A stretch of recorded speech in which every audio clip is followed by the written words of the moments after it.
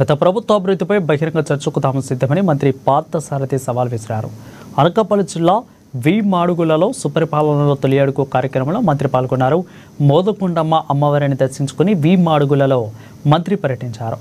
అనంతరం మాడుగులలో టీటీడీ కళ్యాణ మండపంలో డీసీసీబీ బ్యాంకు ద్వారా మంజూరైన గృహ నిర్మాణ రుణాలు ఇన్సూరెన్స్ చెక్కులను లబ్ధిదారులకు పంపిణీ కార్యక్రమంలో మంత్రి కులుసు పార్థసారథి పాల్గొన్నారు. 5 ఏళ్లలో 20 లక్షల ఉద్యోగాల కల్పనే కూటమి లక్ష్యమని మంత్రి అన్నారు. ప్రపంచ దిగ్గజ కంపెనీలను ఆహ్వానించి పెట్టుబడులు తెచ్చేందుకు చంద్రబాబు ప్రయత్నం చేస్తున్నారని తెలిపారు. దాని గురించి వర్కౌట్ చేస్తున్నాము.